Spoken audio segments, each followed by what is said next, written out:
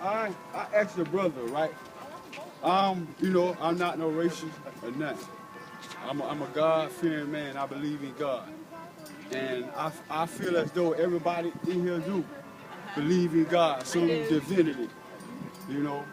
And anybody who believes in God, especially the mercy and grace of God, you know, I haven't always been educated, but when I sat down and read the history and realized what happened to my black folks, you know, any human being who believe in a divine being, it was notorious. It was merciless. And we still see the effects and the chases of that in the community right now to this point. We ain't asking for no handout. Yeah. Don't build prisons. Put us a job. You see all them clear woods out there somewhere, ain't nobody on that land. Let us go over there and take them down and build something up. We don't want no help, handout. We want help. Yeah, we want help to be able to do something for ourselves. I'm speaking for all those who I don't even know. But I'm speaking for them, brother. Now the question is, what will I do? I remember what you asked me. Yeah, what would you What I do for the black community? For the black community. Yes, sir. Not that you would notice, but I'm black. No I'm the prodigy no of the black community. No doubt. I use the terminology black, I use the terminology white. I don't play any games. You have an influx of the white community here. No doubt. I was not born in the white community. No I doubt. came strictly from the black community. What we need to do in the black community is liberate our young people with education. We got to start at the cradle. I heard an old man said, if you want a child to be productive, you start at the cradle. You get them from the cradle, you can start disciplining them and get them in the workforce. What we need to do is get better school training. Start training kids when they're in kindergarten. Discipline. Church. I got to say church. The first place a toddler will learn to be disciplined and sit still is in the church. Sit down, be still. They transcend that from the church and they take it to the school. Now you have a child that can sit in a classroom and be taught and not be disciplined all day. Teachers spend more time disciplining our children than they spend teaching their children, and it's not the teacher's fault. It's the parents' fault. We got to put the responsibility back on the parent. A teacher should not be disciplining. I've heard when I was in school system, people say, well, I'm going to tell the parent, telling the teacher, I'm going to tell the teacher. That is absurd.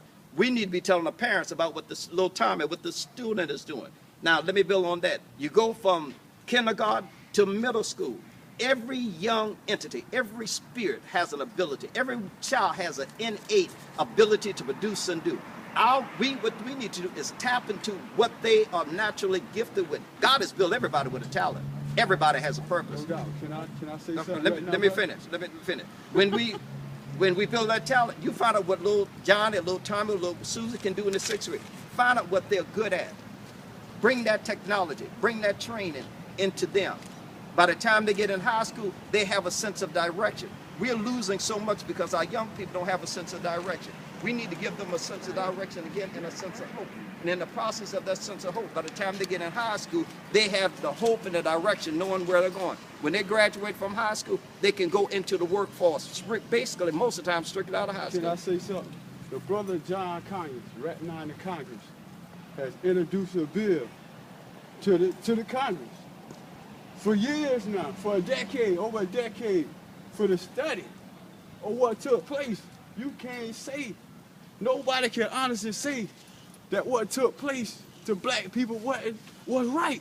Why do you have to concentrate on that? Why don't you concentrate because, on look, bettering yourself? Because the effects are still here on us, brother. Here's what I'm saying. I ain't no expert at this. I can go and get plenty of examples of expert historians who testified to the same. Who am I? Let me share this with you. Even the Bible, hold up, brother. Even the Bible testified to this. Let me share this with you. Let me share this with you. I will be 59 years old. No doubt, brother. Next month on the 17th. I will be 59. I'm the prodigy of the civil rights movement. No doubt. I'm the prodigy of King. No doubt. I'm the prodigy of hardship. No doubt. I am the prodigy of segregation. I don't have to go talk to nobody, don't have to ask anybody anything. I lived it. And I say to anybody, I don't think we ought to forget our past, but I'm an advocate, we got to stop living it. And we got to move forward. Amen. So Complaining. I don't want, see, y'all still, people still taking But I got to it get the to wrong Columbia. way. People still taking it the wrong way. One more question. Well, Okay. people still taking